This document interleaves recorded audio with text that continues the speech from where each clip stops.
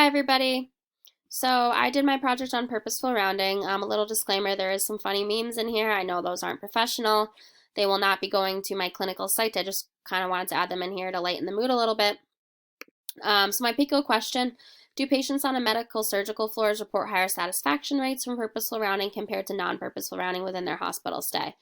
So I did look at other variables like nurse satisfaction, call bell usage, falls, stuff like that, but I didn't want to pinpoint just one specific thing for my PICO. So what is purposeful rounding? Rounding describes the process of proactively meeting patient needs by a nurse, making a routine visit to patient rooms to check on them at specific times and perform basic self-care tasks on a regular, consistent basis.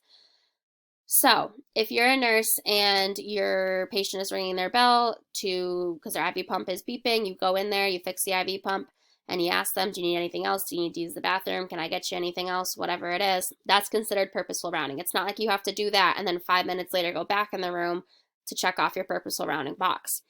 I think most nurses do this if they have time, like ICU nurses definitely do this. Maybe a med surg patient with 6, 7, 8 patients may not get to it all the time. You have that easy patient that you kind of leave on the side. So this is PowerPoint is just kind of to remind nurses about what it is. Okay, so Cooley Dickinson, that's where I'm at, does not currently have a specific policy on rounding, and the rationale behind this is when regulatory bodies like the Joint Commission come to audit them, they look at specific policies and what is actually being done on the unit. So if Cooley had a policy and the nurses weren't doing this, Cooley could get fined. So that kind of shows where auditing and healthcare can kind of be backwards. But however, the nurses were educated on the importance of purposeful rounding. They had evidence sent out to them via email, and then there was an educational session surrounding the topic. I think in early 2019, I'm not really sure when that was. They followed this thing called PEEP, which I'm going to talk about later. And then some stakeholders would be obviously the nurses, the educators, providers, PCTs, and then upper level management, because if patient satisfaction scores are going up because we're rounding, the more people are going to want to come to the hospital. It's better rated. The hospital gets more money. So PEEP is what they follow. It is pain control, elimination, environment, and positioning. So basically every time the nurse goes to do their rounding, they check off these 4 things, make sure everything's good with the patient surrounding these topics.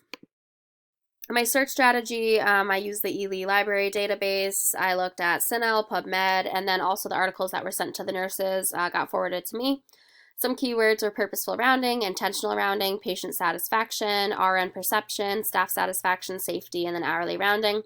I limited my research to 2010 to 2020, and then I looked at mostly literature reviews, but there was a few studies. So I have a lot of evidence. I'm not going to read through everything because I know we all have eyes and it gets boring, but basically all the evidence that I found says that hourly rounding improves patient satisfaction, improves staff satisfaction, decreases call bell usage, and decreases falls.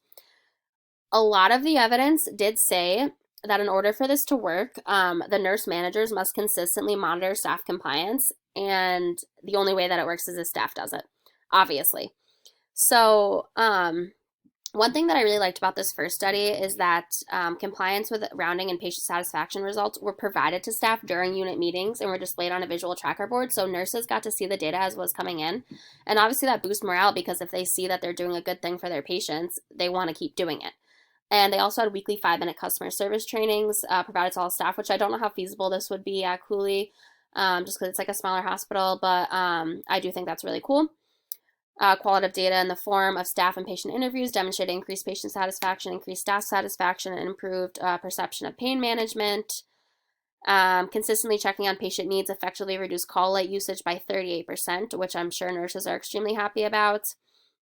After a few weeks of implementing the regular rounding, nurses reported more free time and increased patient satisfaction scores, because if you think about it, if you're going in and checking on your patient every hour and you kind of let them know in the beginning of the day that you're going to be checking on them, they might not be on their bell all the time.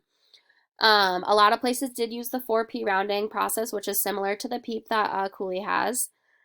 They also found that rounding can decrease the incidence of falls. Nurse staff reported the intervention as being valuable to both patients and staff. The willingness of staff to accept purposeful rounding is critical to the intervention success. And yeah, I think that's it for the evidence. So it basically all just says that purposeful rounding is great, and as long as nurses are on board and it gets done, it's better for the patients and the staff.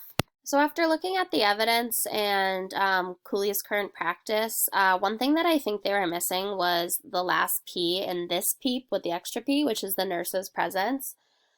Um, I wanted to add this in to kind of just let the nurses know, to remind the patients that they're there for them, that if they need anything, that we're there to answer questions. We care about them. We want to make their stay a little bit lighter and brighter, and any way that we can do that, just let us know. I made a little fun mnemonic for nurses to remember this if they need it. Passionate eyes eat puffy pastries, whatever, it's stupid. But um, so basically, when I do my PDSA and my methods and all that stuff, I want to add in this extra P. So, my PDSA plan, I communicated with the clinical faculty and preceptor about current protocols regarding rounding.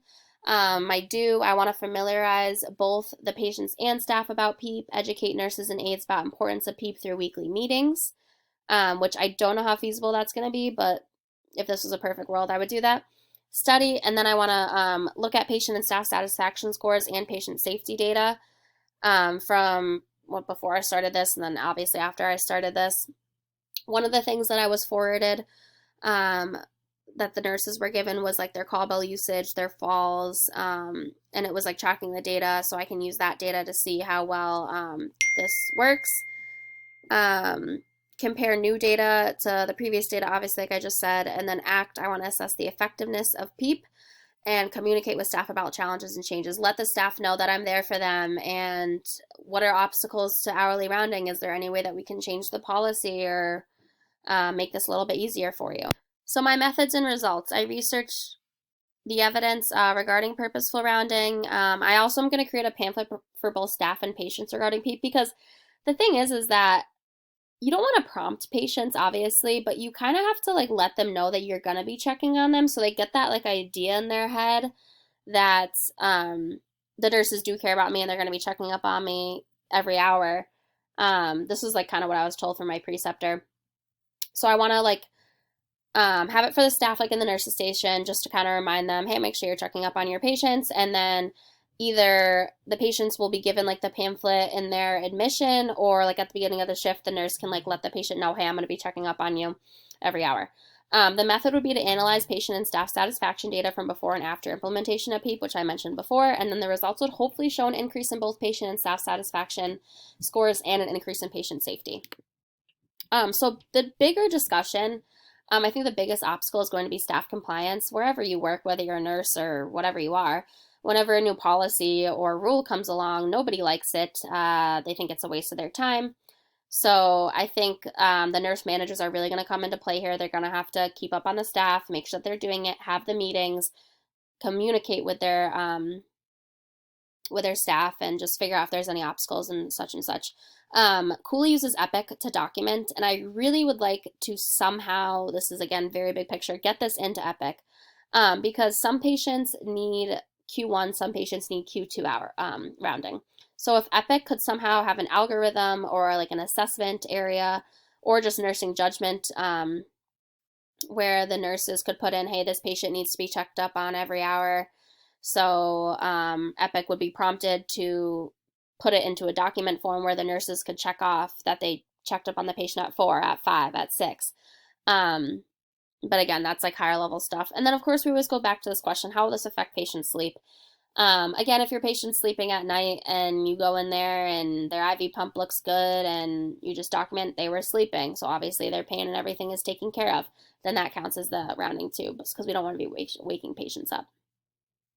So yeah, that's basically my project. Here's my references, and yay, hourly rounding.